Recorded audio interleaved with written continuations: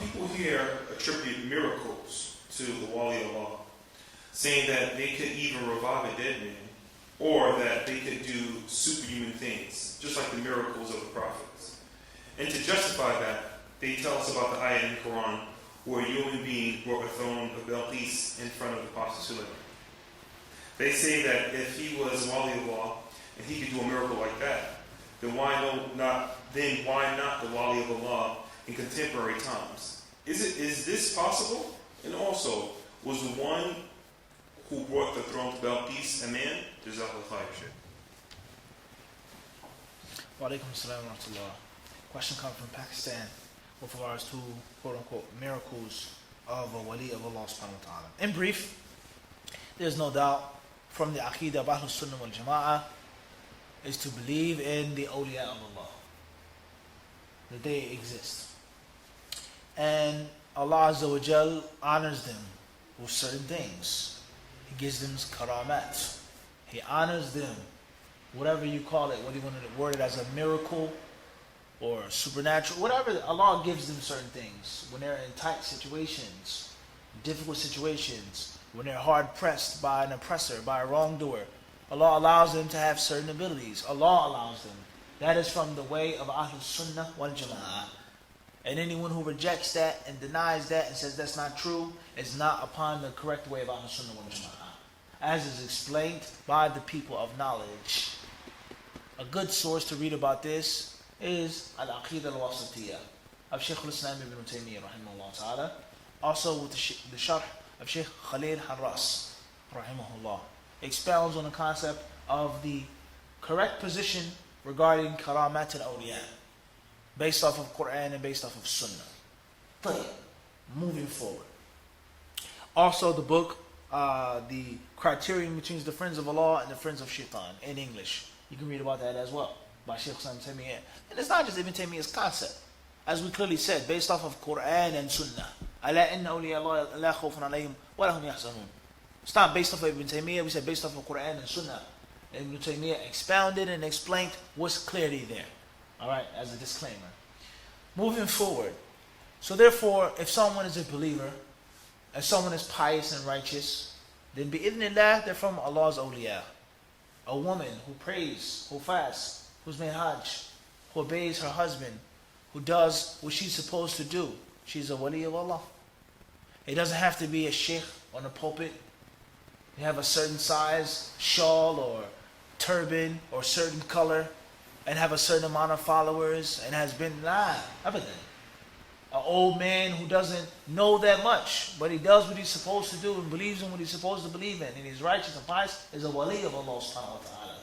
Anyone who's a Muslim, a mu'min, and who has taqwa, they're awliya of Allah subhanahu wa ta'ala. Ala inna awliya Allahi la khawfun alayhim wa lahum yahzanun alladhina amanu wa kanu yattaqun lahum al-bushra fil hayati ad-dunya wa fil akhirah. Allah says, indeed Allah's awliya, neither sadness nor grief will be on them. Sadness nor grief, no fear, no worries, nothing bothersome upon them. Who are they? Allah says, الَّذِينَ آمَنُوا, those who believed, وَكَانُوا يَتَّقُونَ, and they had taqwa. So everyone who is a believer and has taqwa is a wali of Allah. And a wali of Allah is not an exclusive group or club. It is not an exclusive association in which people are allowed in and people are driven out. He's a wali of Allah, you're not anymore. Abadan. The wali of Allah Azza wa Jal isn't something this is not monopolized by a group of men or a group of women. So that's the first misunderstanding, whether it's in Pakistan or any other place from the lands of the Muslims.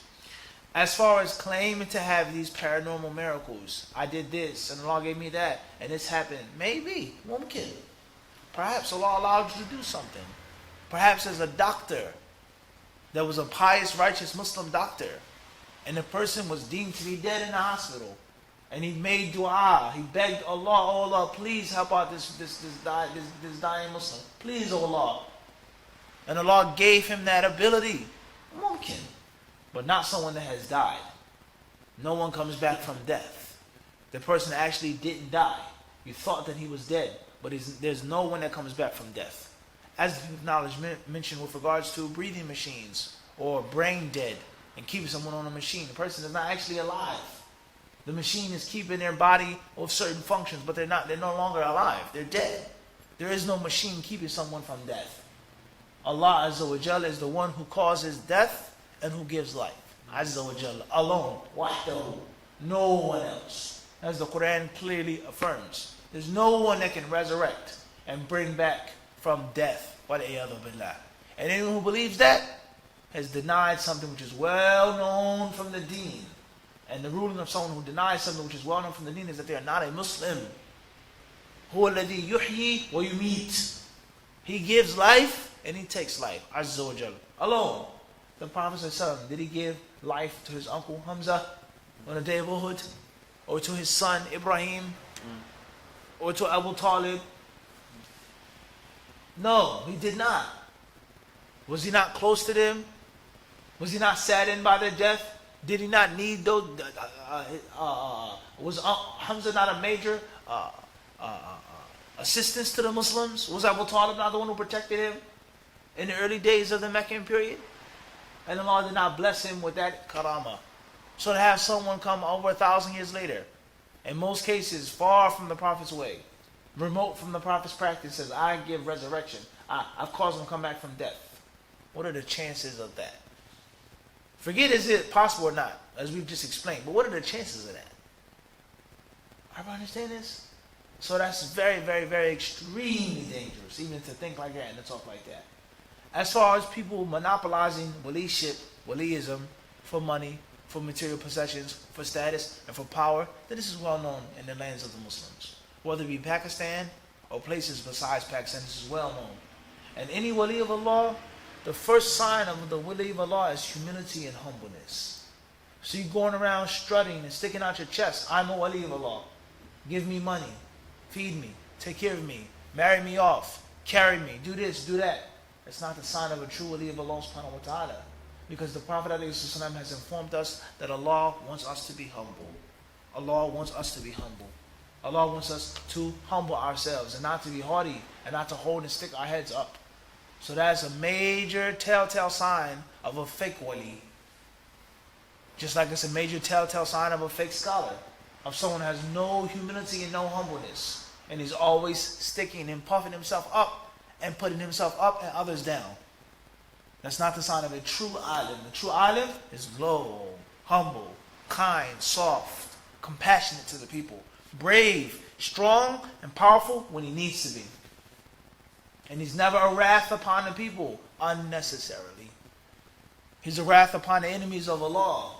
He's a wrath upon falsehood and the people of falsehood and want to promote falsehood. He's strong.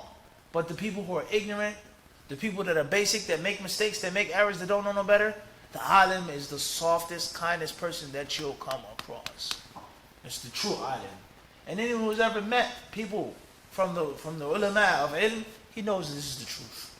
Softest, kindest person. But when it comes to the batil, comes to the deen of Allah, it's like kal-asad, like a lion, ferocious, for the haqq, and not upon a poor, miskin, ignorant person. So this is a major telltale sign that something is wrong when someone is quoting and bragging and claiming to be the wali of Allah subhanahu wa ta'ala, let alone having these types of miracles and these special powers. These are things that are given by Allah subhanahu wa ta'ala when Allah wills, how Allah wills. And it is not based off of material gain and material compensation. So that's my personal advice.